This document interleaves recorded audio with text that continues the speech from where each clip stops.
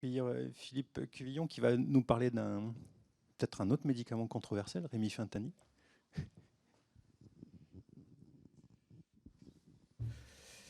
Merci Axel, merci Valéria, merci à la SFAR de m'accueillir. Puis merci à vous d'être là aujourd'hui parce que quand on m'a proposé ce topo, je me suis dit, bon, le rémifentanil, je ne sais pas de quoi je vais en parler aujourd'hui. Je pense que c'est un médicament, ça fait 33 ans qu'on l'utilise, hein, pour lequel je pense que tout a été dit. Donc je me suis dit, il n'y aura personne, ça tombe bien, vous êtes très nombreux aujourd'hui. Alors évidemment, j'ai quelques conflits d'intérêts, vous le savez. Par contre, j'en ai absolument aucun avec le sujet présenté et je n'utilise pas la gabapentine en périopératoire. Merci Paul. La deuxième personne que je voudrais remercier, vous l'avez vu sur la diapo, il va parler juste après moi, ben, c'est Dominique Fletcher, parce qu'avant de faire ce topo, j'ai appelé Dominique pour savoir un petit peu quel était le rationnel de l'utilisation actuelle du rémifentanil. On m'a demandé pour tout le monde, donc je me suis dit je vais partir du bébé, puis on va aller jusqu'au vieillard, et peut-être qu'un jour vous aurez du rémifentanil pour un geste, on va en discuter.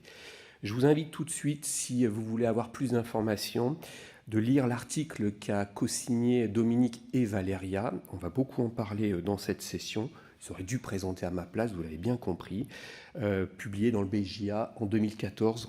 En tout cas, merci Valéria et merci Dominique. Alors, ce que je voudrais pas, c'est qu'on sorte de la salle et puis qu'on se dit le rémifentanil, ça fait 32 ans qu'on l'utilise. Quand j'en fais en ambulatoire, il n'y a pas de problème, vous pouvez partir à la maison. Alors, j'ai fait comme Paul, je suis allé sur la base de données publique médicaments. Et quand vous allez sur cette base de données, il y a un item qui est très particulier qui s'appelle après une anesthésie comportant du rémifentanil. Vous ne devez pas boire d'alcool, vous ne devez pas prendre la voiture, parce que sinon, ben, vous risquez des petits soucis. Donc, je vous le rappelle, même en ambulatoire, c'est le gros message d'aujourd'hui. Vous ne devez pas conduire et surtout pas boire de l'alcool. Et en plus, si vous avez pris de la gabapentine, ça va faire un très mauvais cocktail. Voilà. Bon, ce préambule étant largement énoncé, je vous propose de voir sur le rémifentanil plusieurs éléments. Alors, on va partir de pharmacologie, on va parler de sécurité, de douleur et de service rendu.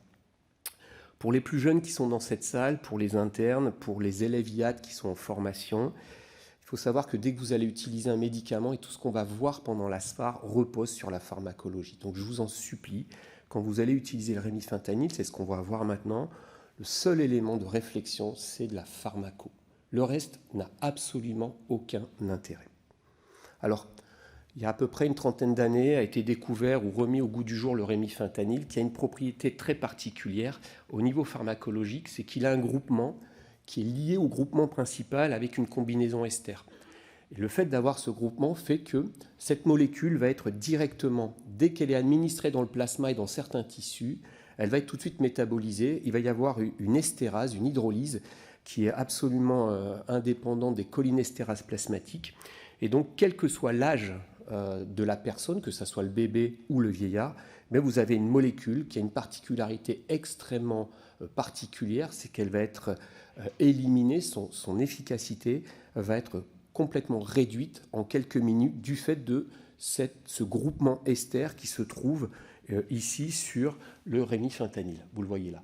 Ce qui lui confère un certain nombre de propriétés pharmacologiques. Donc bien sûr, vous irez voir tout ça. Je ne vais pas le détailler aujourd'hui, mais rappelez-vous ça. Et s'il y a un élément de pharmaco à retenir, c'est celui-là. Donc on pourrait s'arrêter là en se disant pour qui le rémifentanil? Eh bien pharmacologiquement pour tout le monde. D'ailleurs dans la RCP, il n'y a pas de limite d'âge. On va en parler après parce qu'après il y a des modèles pharmacologiques.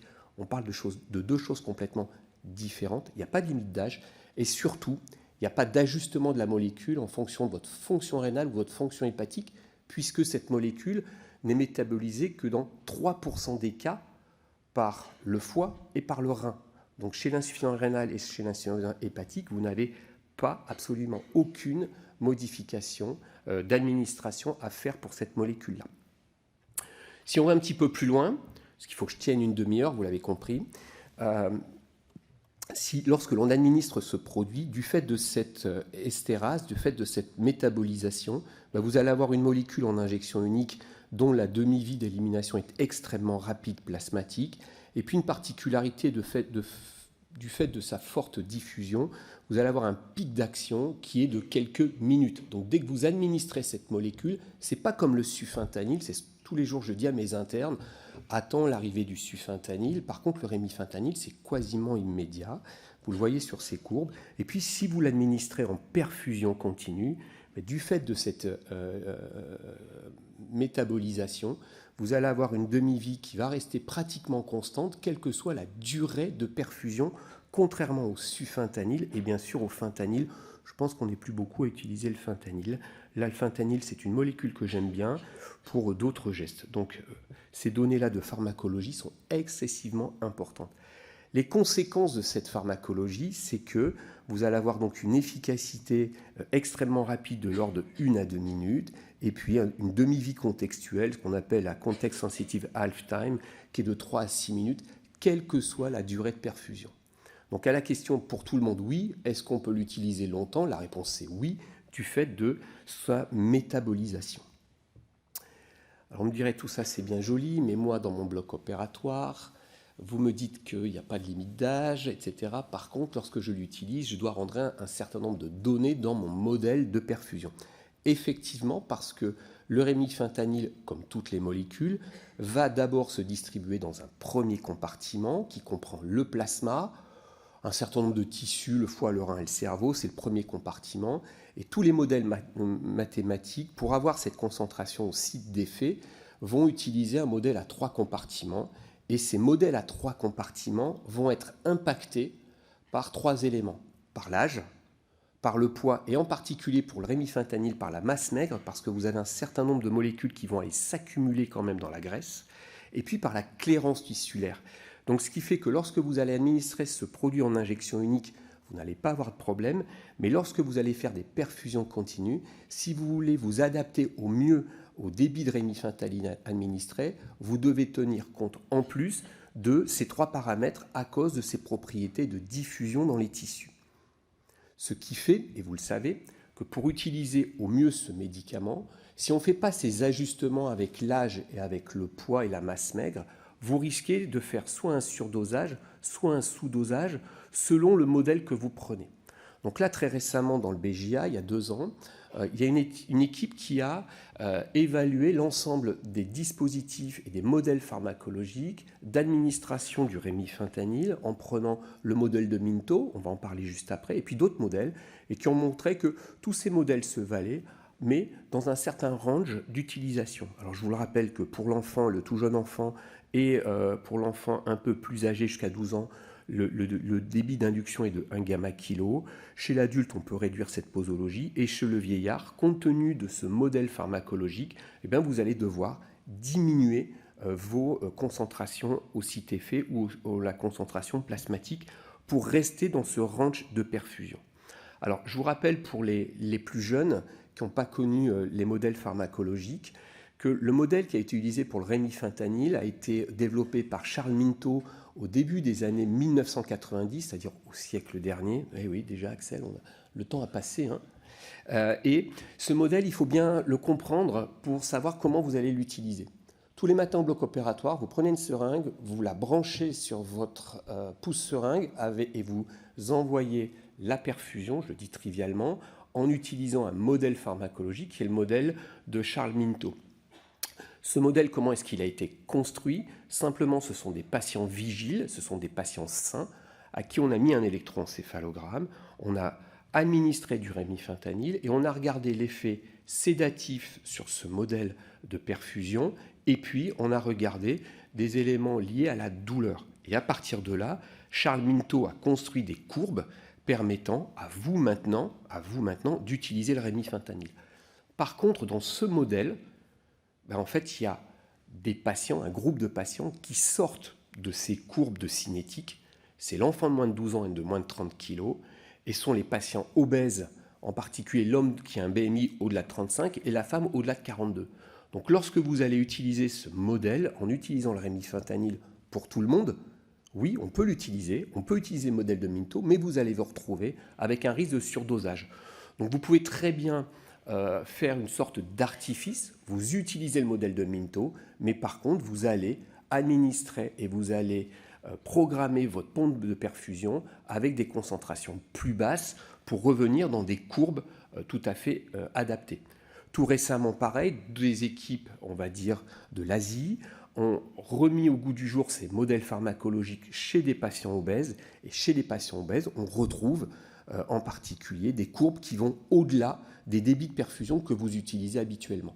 Donc moi, le conseil que je vous donne, c'est rémifentanil pour tout le monde. Si vous avez un patient obèse, oui, vous pouvez utiliser le rémifentanil. Et deuxièmement, si vous utilisez le rémifentanil avec une programmation dans le modèle de Minto, vous partez avec la masse maigre, toujours, et vous réduisez la dose si vous n'utilisez pas la masse maigre, et vous allez vous retrouver dans des ranges de perfusion qui sont tout à fait adaptés. Dernier point, et on m'a demandé d'en parler aujourd'hui, c'est l'utilisation du rémifentanil pour la sédation. Je rappelle juste que si vous vous remémorez ce que je vous ai expliqué sur le modèle de Minto, en fait le modèle de Minto a été fait pour obtenir un effet sédatif en mesurant l'effet du rémifentanil sur l'électroencéphalogramme. Les résultats n'étaient pas très bons à l'époque. Ce n'est pas une très bonne molécule pour l'effet hypnotique, sédatif. C'est pour ça que dans les recommandations, vous pouvez utiliser le rémifentanil pour faire de la sédation. Par contre, si vous voulez que votre patient, entre guillemets, dorme, à ce moment-là, il faudra probablement associer le rémifentanil à une autre molécule. Ça peut être du midazolam, ça peut être du propofol, on va le voir en faisant attention à l'association des deux molécules. Mais effectivement, peut-être l'une des limites dans la sédation pour cette molécule-là, on ne le dit jamais ou peu, c'est les patients qui ont des troubles psychotiques importants et c'est les patients qui vous disent à la consultation « Pour ce geste-là, je suis tout à fait favorable à une sédation, mais par contre, je veux dormir. » Si vous avez ces deux éléments-là, peut-être qu'il vaut mieux choisir le propofol que le rémifentanil. D'accord ? Je vous le dis simplement parce que ces éléments-là, vous ne le verrez pas très dans les livres, c'est vraiment la pratique. Donc si je résume, pas de limite d'âge, pas de limite liée à la fonction rénale, pas de limite liée à la fonction hépatique. Vous pouvez l'utiliser très longtemps. Et attention, si vous faites de la perfusion continue, il faut utiliser un modèle adapté, en particulier le modèle de Minto, qui ne tient pas compte de l'âge en dessous de 12 ans et du BMI au-dessus de 35. Réduisez vos doses. Et si vous voulez vraiment obtenir de la sédation opératoire, en plus de l'analgésie, probablement utiliser une association de deux molécules. Alors attention à l'association de deux molécules, on va revenir exactement comme la gabapentine, c'est-à-dire que lorsque vous allez associer deux molécules pour faire une sédation, vous allez cumuler les effets secondaires et vous avez un risque de dépression respiratoire ajouté. Donc, je vous rappelle juste cette très jolie étude qui a été faite par une équipe coréenne qui montre très clairement sur des modèles de pharmacologie que plus vous montez le rémifentanil en dose de nanogrammes par millilitre dans le plasma, et au moins vous devez utiliser le propofol pour avoir une même efficacité. Inversement, moins vous utilisez de rémifentanil, plus vous devez utiliser de propofol, avec un équilibre bien connu que la plupart d'entre vous utilisez. Donc, mais faites attention, si vous voulez faire une sédation chez un patient, si vous programmez votre rémifentanil au-delà de 2 et le propofol au-delà de 3 ou 4, vous allez vous retrouver avec tous les effets secondaires de l'association des deux molécules. Je pense juste pour les plus jeunes, vous regardez juste ce schéma-là, ça vous suffira à comprendre comment vous programmez votre pompe au départ. Bon, on programme aux alentours de 1,2 et on va monter progressivement. Phase de réveil, pér- et post-opératoire, je suis dans les temps. Alors, l'intérêt de cette molécule-là, comme on l'a dit, c'est vraiment son élimination et sa cinétique extrêmement courte. Raison pour laquelle elle est particulièrement intéressante pour des chirurgies dans lesquelles on doit évaluer une phase de réveil de façon extrêmement rapide. En fait, il y a deux situations particulières, vous le savez. La première, et certains centres le font maintenant de façon relativement courante, c'est la neurochirurgie avec la chirurgie réveillée ou bien les craniectomies sous sédation. À ce moment-là, l'utilisation du rémifentanil dans cette indication-là, elle est très ancienne, elle est très connue, et la plupart du temps, les équipes utilisent en péropératoire le masque laryngé qui peut être facilement retiré sous les champs avec l'arrêt du rémifentanil. Comme vous avez une cinétique très courte, vous pouvez déjà prévoir le moment du réveil pour votre patient. Évidemment, ça a été aussi validé pour des chirurgies pour lesquelles on avait besoin d'une évaluation neurologique et cérébrale très rapide en salle de réveil, et en particulier pour la chirurgie de la carotide depuis très longtemps. Beaucoup d'équipes ont utilisé le rémifentanil pour cette facilité d'évaluation neurologique rapide en post-opératoire et ne pas avoir l'effet sédatif prolongé du sufentanil, de l'alfentanil ou du fentanyl si vous l'administrez de façon prolongée.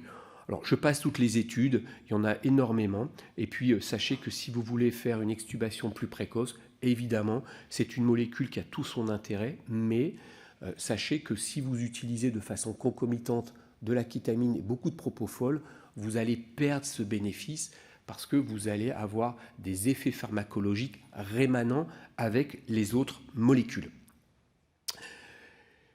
Âge, effet sédatif limité, mais très intéressant, en particulier chez l'insuffisant rénal pour créer des fistules. Nous, c'est ce qu'on fait avec un effet sédatif pas très prononcé, mais ça vous permet d'avoir un patient confortable sur la table. Et puis, intérêt pour les phases de réveil per- et post-opératoire rapide. Bon, une fois qu'on a dit tout ça, vous le savez, notre élément de discussion aujourd'hui de rémifentanil pour tout le monde, c'est l'hémodynamique. Philippe, quand tu utilises du rémifentanil, à forte dose, tu vas faire de la bradycardie, tu vas faire de l'hypotension, c'est une molécule qui potentiellement peut être dangereuse. Oui, mais ça dépend à quelle dose vous l'utilisez, c'est de la pharmacologie. Alors, je vous rappelle juste les dernières études et les méta-analyses de Sessler et d'autres qui montrent que, en fait, vous devez être dans un range de pression artérielle au-delà de 60, puisque sinon vous allez avoir des effets de morbimortalité extrêmement importantes. Alors, est-ce qu'il y a des effets très négatifs du rémifentanil? Alors, nous, on avait fait une première étude avec Arnaud sur l'intubation en séquence rapide avec des fortes doses ou des faibles doses. C'était étomidate, célo plus placebo ou rémifentanil à 2 doses. En fait, même à forte dose, on avait des variations de fréquence cardiaque et de pression artérielle qui étaient quasiment nulles. C'était significatif d'un point de vue statistique, mais c'était de 5 à 10 points sur la fréquence cardiaque et de 10 à 20 mm de mercure sur la pression artérielle. Donc en fait, même à l'induction avec des fortes doses, ce qui compte le plus finalement, c'est l'hypnotique que vous allez associer et pas la dose de rémifentanil, même si on peut largement penser qu'un gamma kilo, c'est beaucoup trop. Ensuite, le rémifentanil, on peut se poser la question de son intérêt pour la chirurgie et la douleur, on va vite en parler après. Et finalement, si vous l'utilisez de façon raisonnable et raisonnée, ici par exemple c'était le comparatif dans l'étude POFA par rapport à la dexméthédomédine, il y a de l'hypotension, il y a de la baisse de fréquence cardiaque avec le rémifentanil, mais ces éléments-là sont connus et vous êtes là bien sûr pour en assurer la surveillance en péropératoire. Donc pour moi c'est un faux débat, c'est juste l'utilisation du sédatif, de l'hypnotique que vous utilisez avec le rémifentanil et il n'y a pas de raison de se priver de cette molécule au motif de l'hypotension et de la bradycardie.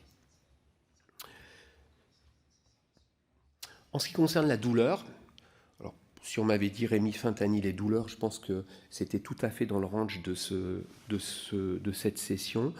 Il y a deux façons de voir les choses. La première chose, c'est de mettre le rémifentanil à la poubelle. Ça fait de la douleur chronique, ça chronicise la douleur, ça fait de l'hyperalgésie, ou soit à l'inverse de l'utiliser pour tout le monde sans se poser la question, ou bien de mettre la balle au centre. Moi j'aime bien négocier, mettre la balle au centre, donc on va mettre la balle au centre. Pour l'obstétrique, je pense que les choses elles sont relativement simples. Le rémifentanil en pratique quotidienne n'a aucun intérêt pour l'obstétrique, sauf pour l'analgésie de la parturiente, pour lequel il y a une contre-indication à la pose d'une péridurale.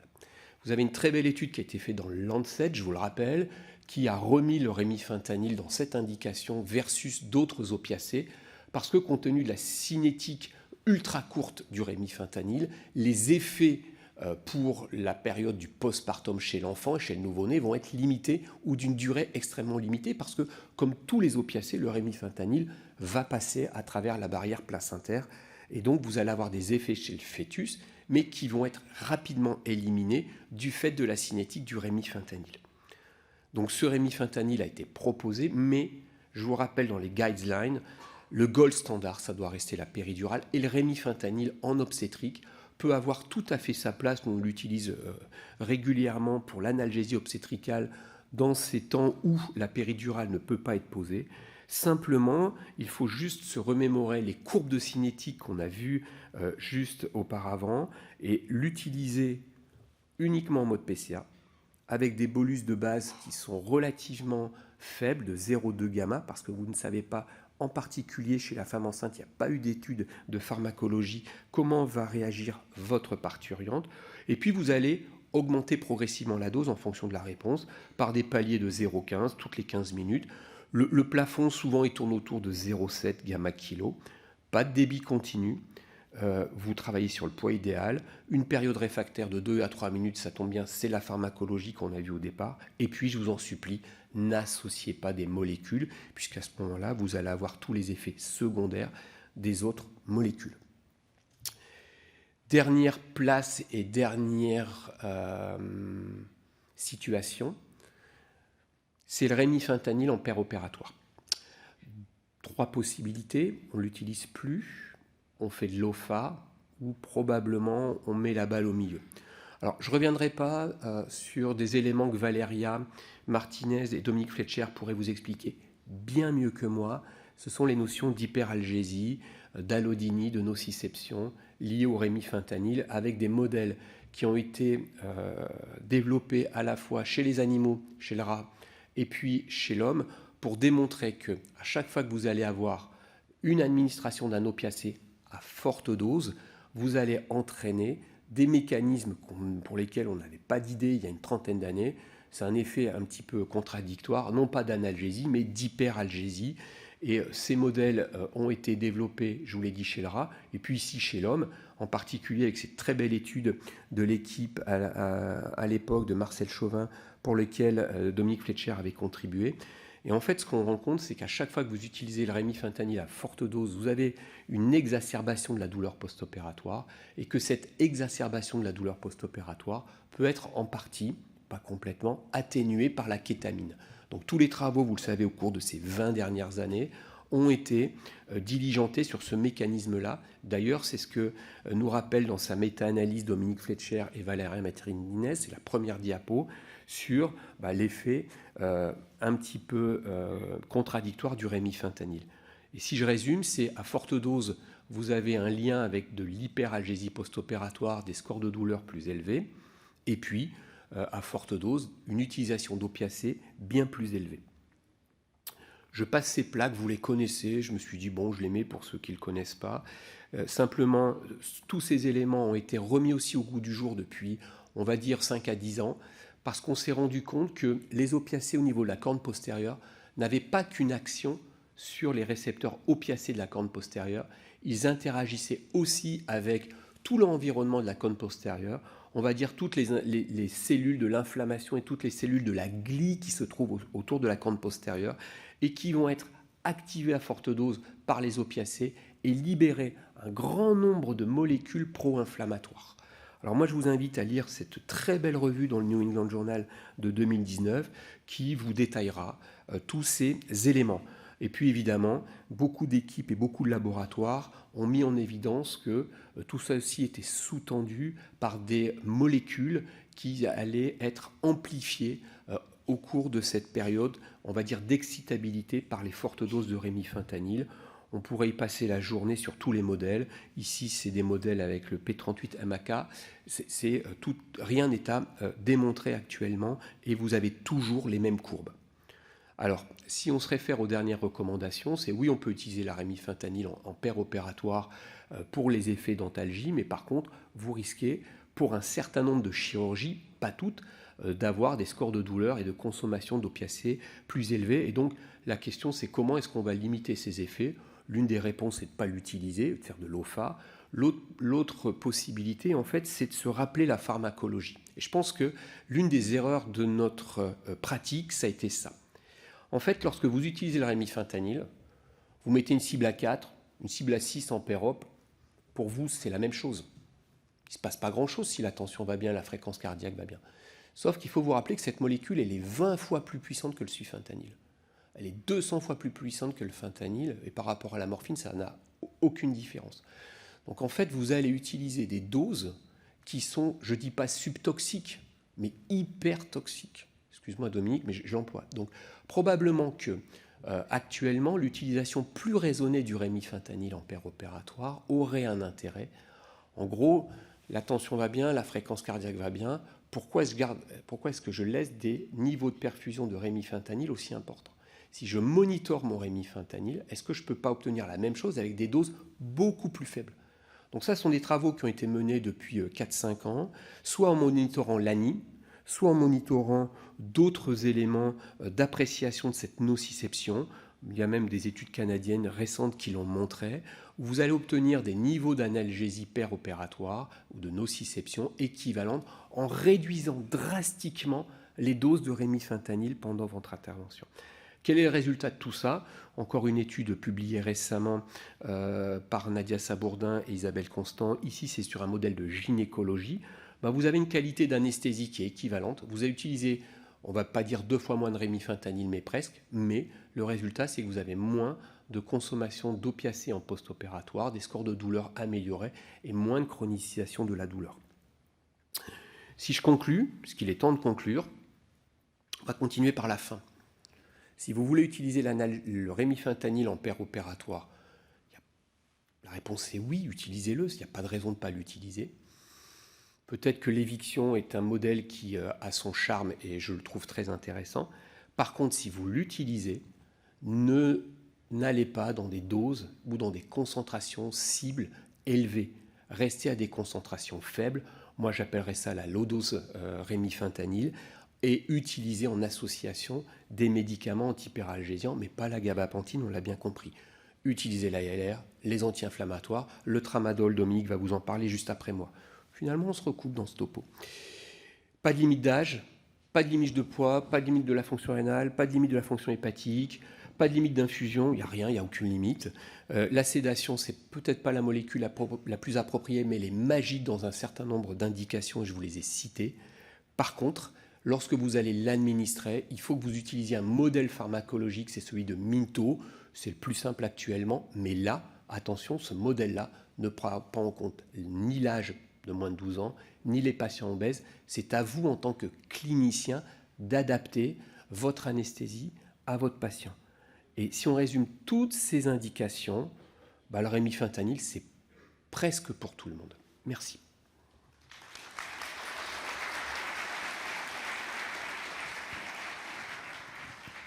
Merci Philippe.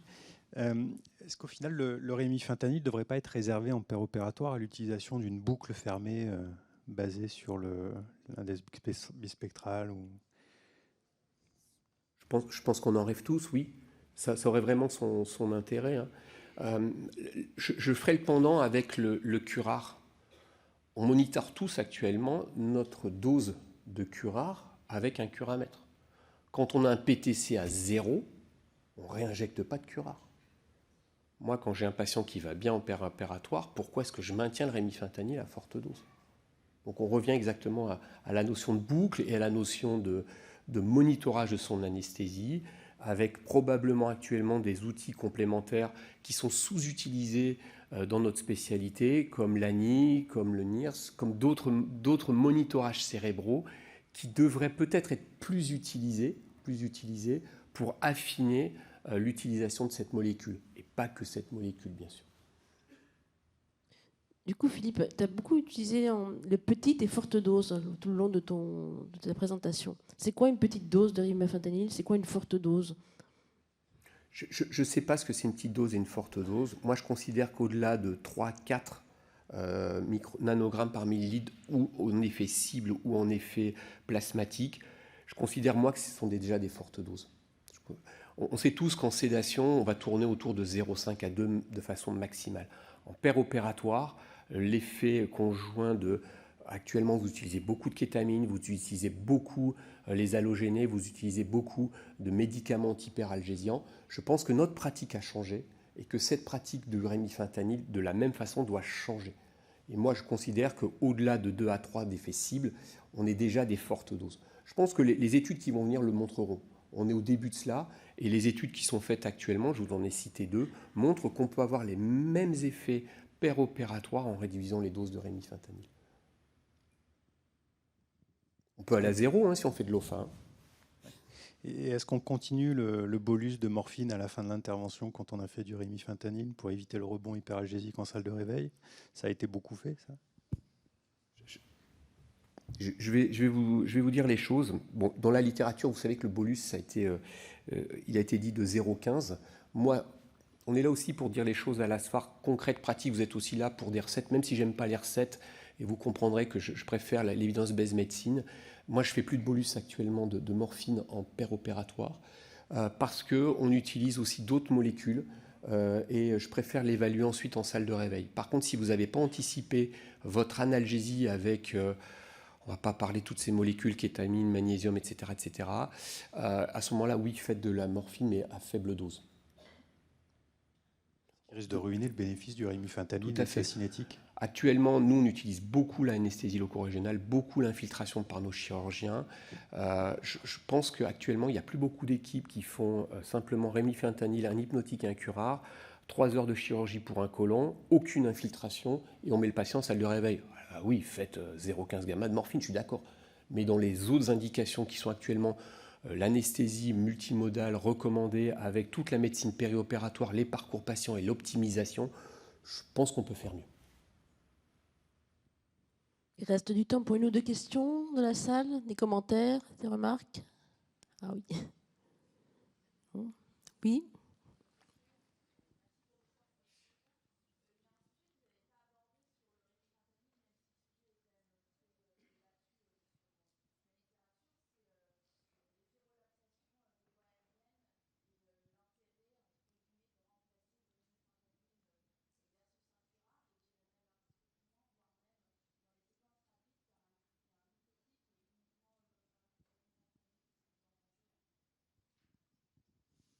Donc pour ceux qui n'ont pas entendu, c'est la place du rémifentanil en tant que, on va le dire, myorelaxant des voies aériennes supérieures pour l'intubation ou la gestion de l'airway. La réponse c'est oui. Vous pouvez très bien l'utiliser en remplacement d'un curare. Je vous rappelle qu'on n'est pas obligé de curariser les patients pour les intuber. Depuis très longtemps, on le sait. Par contre, moi je ne connais pas de molécule qui soit supérieure à un bon curare pour intuber un patient. Donc je pense qu'après, c'est la pratique que vous en avez et l'utilisation que vous en avez. Je ne l'ai pas cité, mais il y a beaucoup d'études qui ont montré des conditions d'intubation extrêmement intéressantes avec le rémifentanil. Et les équipes qui en ont l'habitude, oui, utilisez-le, il n'y a pas de problème. Il n'y a pas de problème. Par contre, pour les patients tout venant avec une équipe tout venante qui a moins l'habitude, c'est vrai que la curarisation actuellement entraîne moins de complications laryngées, péri- et post-opératoires. Paul?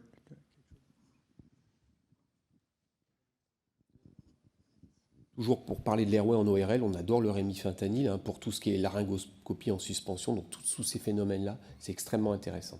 Juste un commentaire.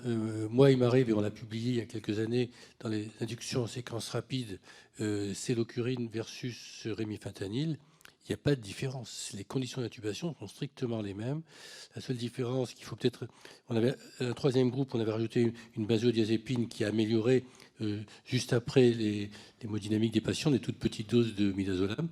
Mais on peut intuber un patient en une séquence rapide avec propofol, rémifentanil, un gamma-rémifentanil en bolus. Vous avez les mêmes conditions d'intubation qu'avec la célocurine.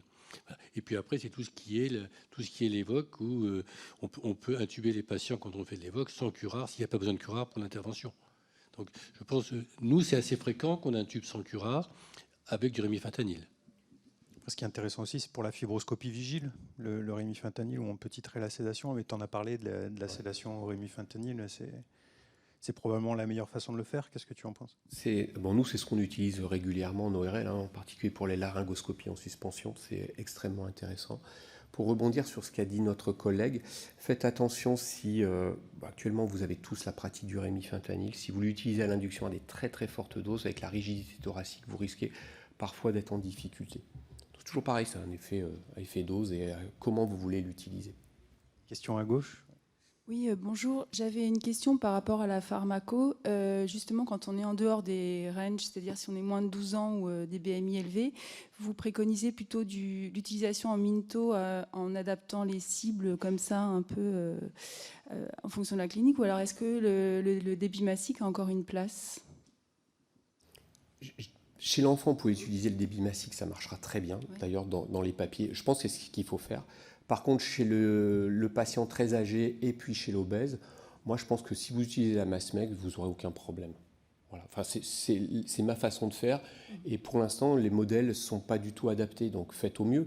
Donc, soit vous le faites en débit massique, mais vous tapez sur la Massmeg. Et je pense que chez l'enfant, c'est le plus approprié. Inversement, si vous voulez l'utiliser chez le patient obèse et chez le vieillard, utilisez le modèle de Minto, mais à ce moment-là, vraiment réduisant votre cible. Ouais, chez l'enfant, en fait, on fait beaucoup de débit mastic, effectivement. Merci.